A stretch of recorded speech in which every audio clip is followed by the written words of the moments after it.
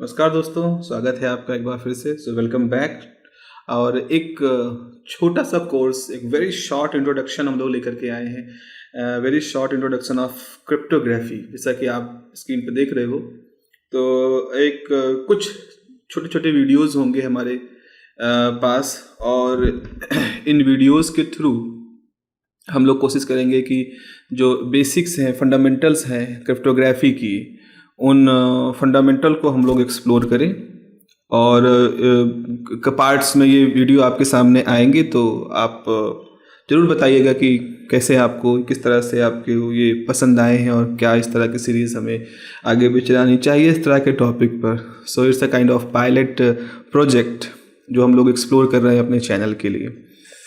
चले भाई, शुरुआत करते हैं क्रिप्टोग्राफी से। तो जो टॉपिक हम लोग कवर करेंगे अपनी सीरीज़ में इस अभी फ़िलहाल के लिए, उसमें एक तो होगा ओवरव्यू ऑफ क्रिप्टोग्राफी, क्या होती है, साइफर्स क्या होते हैं, फिर सिक्योरिटी अटैक किनको कहते हैं, और फिर सिक्योरिटी सर्विस एंड मैकेनिज़्म कैसे वो करते हैं, फिर नेटवर्क सिक्योरिटी के लिए मॉडल्स हम क्या अडॉप्ट कर रहे हैं, cipher, symmetric cipher, asymmetric cipher जो होते हैं क्लासिफिकेशन, उनके बारे में कुछ, फिर substitution technique, transportation technique, steganography, ये भी एक टॉपिक है। और इसमें एक टॉपिक हम और ऐड कर सकते हैं यहाँ पर, दैट इज़ द ग्रुप, जो हमारा अलजेब्रा है, ग्रुप, रिंग, फील्ड, जो अलजेब्रिक स्ट्रक्चर हैं उनके बारे में थोड़ा सा।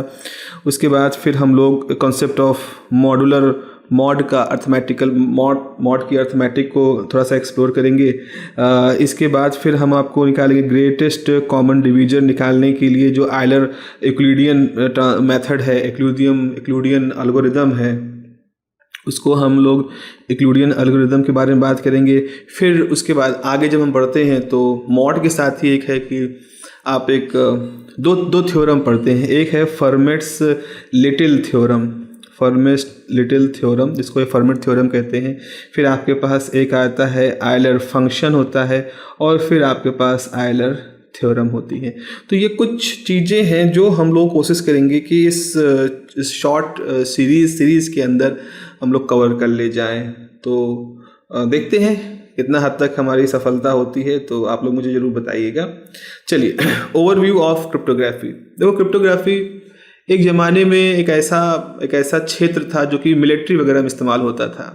गुप्त रूप से संदेश भेजने के लिए इसको हम लोग इस्तेमाल करते थे। आपको कोई संदेश भेजना है और आप उसको दुश्मन के हाथों में नहीं लगने देना चाहते हो, ऐसे लोगों के हाथ में नहीं लगने देना चाहते हो जो कि उसको जान करके किसी तरह से नुकसान पहुंचा सके आपको या आपके सिस्टम को। तो ऐसी स्थिति में हम उनको छुपा देते थे संदेशों को किसी तरह के माध्यम में। तो लोगों को लगता था कि ये समान रूप से कुछ प्रक्रिया हो रही है, लेकिन उसके अंदर हमारा जो गुप्त संदेश था वो छुपा रहता था।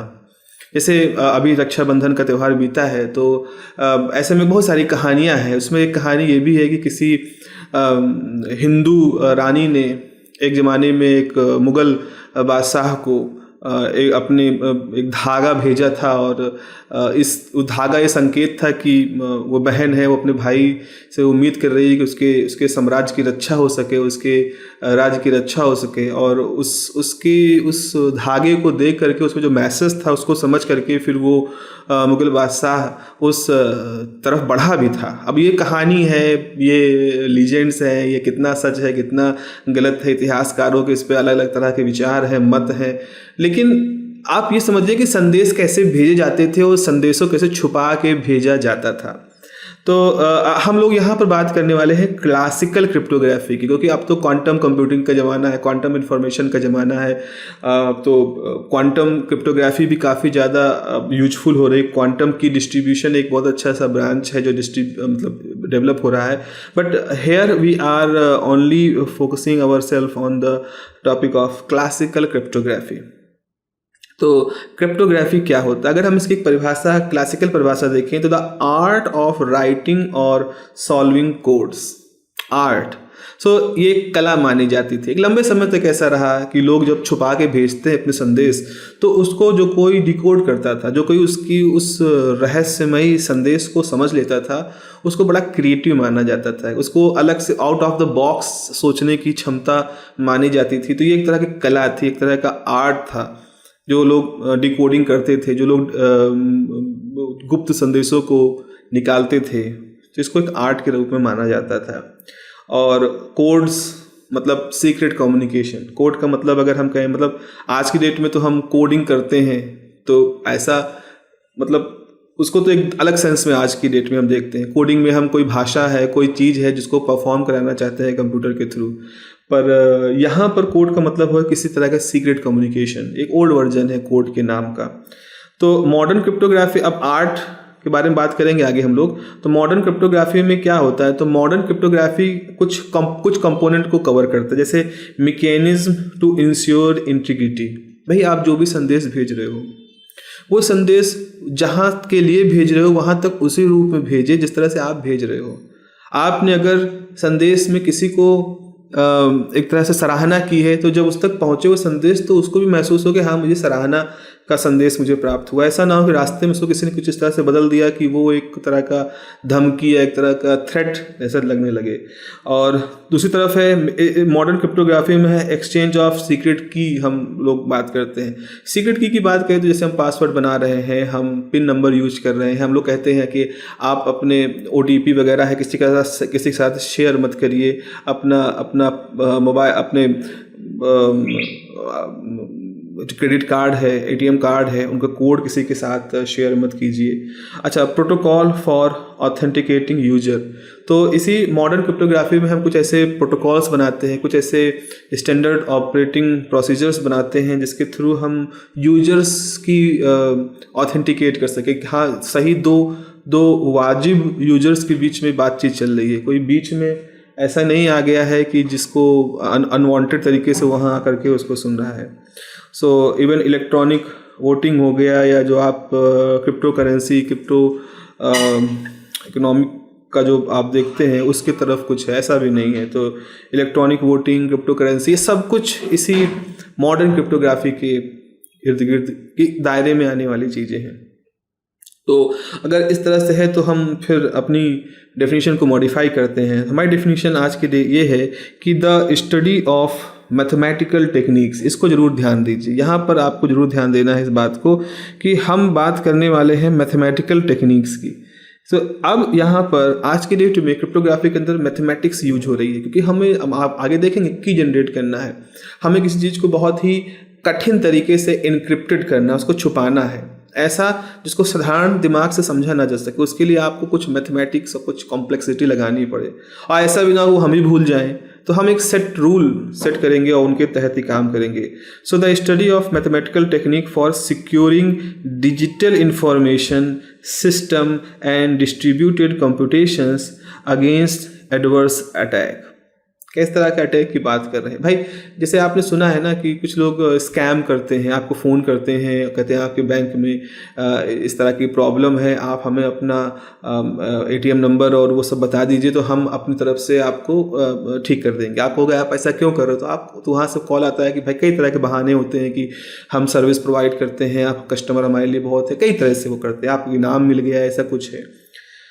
तो हम इस सबसे सिक्योर करना चाहिए, इसको अटैक के रूप में आप देख सकते हो। तो हम इस सबसे सिक्योर होना चाहते हैं, और ऐसा सिक्योर होने के लिए हम कुछ मैथमेटिकल टेक्निक का इस्तेमाल करेंगे, जिससे हम डिजिटल इन्फॉर्मेशन को, हमारे सिस्टम को, हमारा जो कंप्यूटेशनल फैसिलिटी है, कंप्यूटेशनल डिस्ट्रीब्यूशन है हमारे सिस्टम के अंदर, उसको हम एक्सटर्नल अटैक या जो भी एक्सटर्नल अटैक है, जिस भी तरह का एडवर्स इफेक्ट वो प्रोड्यूस कर सकते हैं, उससे हम इसको बचा ले जाएँ। तो ये है आज के डेट में मॉडर्न क्रिप्टोग्राफी की परिभाषा। ओके, सो हमारा एक कमेंट यहाँ पर ये है कि एक बार यहाँ लिखा है कि it is an art. So 20th century, late 20th century में इसको कहा जाता था कि क्रिएटिविटी, ये क्रिएटिविटी के साथ जुड़ा था। तो develop new code and break old codes. आपको क्रिएटिव होना पड़ेगा, मतलब क्रिएटिव लोगों का काम है, ऐसा मानते थे वहाँ पर। लेकिन ये 1970-72 तक की बात है। लेकिन फिर धीरे धीरे 1970 से 1980 के बीच में जो पिक्चर है काफ़ी ड्रास्टिक तरीके से बदल चुकी होती है। क्रिप्टोग्राफी को अब धीरे धीरे क्या कहा जाने लगा कि साइंस एंड मैथमेटिक्स की डिसिप्लिन है। मतलब 1970 से पहले इसको हम आर्ट, क्रिएटिविटी, इस सब से जोड़ते थे। लेकिन 1970 के 80 के दशक में ऐसे बदलाव हुए, ऐसे रिसर्च यहाँ पर आई, ऐसे शोधकर्ता रिसर्चर इसके अंदर आए जिन्होंने इसको काफ़ी ज़्यादा मैथमेटिकल तरीके से सिस्टमेटिक कर दिया। तो फिर आज की डेट में ये साइंस है, ये कंप्यूटेशनल साइंस में आप पढ़ते हो, मैथमेटिक्स में इसको पढ़ते हो, तो ये एक ओवरलैपिंग रीजन है मैथमेटिक्स और कंप्यूटेशनल साइंसेस का। In old time, military organizations and government were main consumer of the cryptographic tools. पहले ज़माने में सेनाओं को अपने संदेश भेजने होते थे, अपनी गुप्त रणनीतियाँ भेजनी होती थी एक सिरे से दूसरे सिरे तक के बीच में, तो वो इस तरह के क्रिप्टोग्राफिक मेथड का यूज करते थे। संदेश ऐसा छुपा के भेजते थे कि अगर दुश्मन के हाथ में लग भी जाए तो भी दुश्मन उसको समझ न सके, इसके बारे में था। इवन इस पे काफ़ी मूवी बनी है जिसमें आप लोग सुनते हैं, हिस्टोरिकली भी ऐसा है कि जर्मनी एक ख़ास तरह के कोड में ट्रांसमिशन कर रहा था, और जिसमें कि वो सबमरीन के थ्रू एक बहुत ही स्ट्रेटजिकली एक बहुत ही इम्पॉर्टेंट पोर्ट पर कब्जा करने वाला था, लेकिन उनके उस मैसेज को डिकोड कर लिया गया। एक कोडर थे, एक मैथमेटिशियन थे जिन्होंने उस कोड को डिकोड कर लिया, और डिकोड करने से वो उनकी सारी उस रणनीति को समझ गए, और इसकी वजह से इंग्लैंड ने उस पूरे मिशन को न्यूट्रलाइज कर दिया। और ऐसा लोग मानते हैं, इतिहासकार मानते हैं कि वो जो न्यूट्रलाइजेशन हुआ, वो न्यूट्रलाइजेशन सेकेंड वर्ल्ड वॉर का एक बहुत ही टर्निंग पॉइंट था।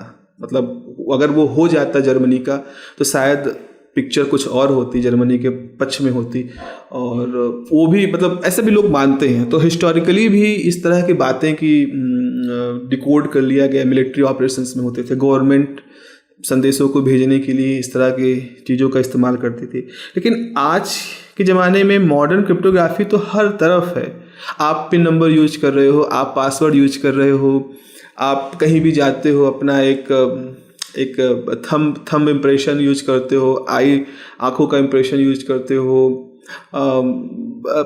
स्वैप करते हो, तो ये सब कुछ इनक्रिप्शन के अंदर आता है, क्रिप्टोग्राफी के अंदर आता है। तो मॉडर्न क्रिप्टोग्राफी इज़ एवरीवेयर।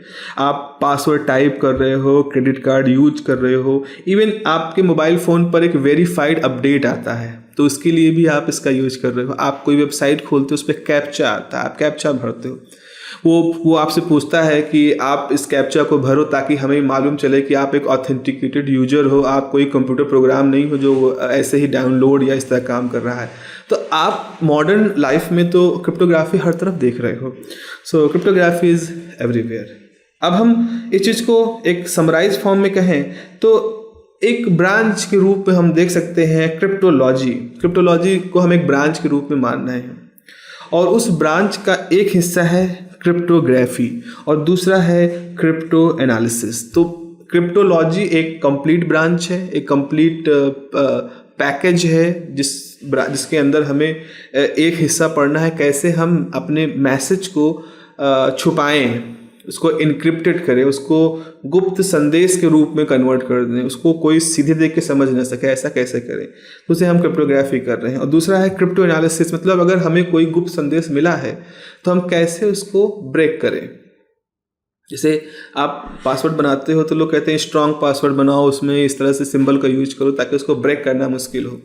तो जो हैकर्स हैं, they are always trying to break your code, they always trying to break your code. तो breaking crypto system is या उनकी एनालिसिस करना is crypto analysis and cryptography is, उसके अंदर आपको सिमेट्रिक साइफर, असिमेट्रिक साइफर और protocols ये सारे कुछ आते हैं। मतलब आप जब किसी चीज़ को इनकोड करना चाहते हो तो उसमें आप किस तरह की मेथड यूज कर रहे हो, सिमेट्रिक साइफरिंग यूज कर रहे हो, सिमेट्रिक साइफर यूज करो या कुछ प्रोटोकॉल्स के तहत इसको यूज कर रहे हो, तो ये सारा कुछ इसके अंतर्गत आता है। Okay, so I think this is enough for this particular session, और आगे वाले हिस्से में फिर हम इसके आगे बढ़ेंगे। साइफर्स क्या होते हैं हम आपसे बात करेंगे, सिमेट्रिक साइफर क्या होते हैं, कुछ मेथड्स जो आजकल की डेट में हम लोग यूज कर रहे हैं साइफरिंग के, उनको भी हम लोग वहाँ पर समझेंगे। ओके, तो take care, have a nice day, bye bye.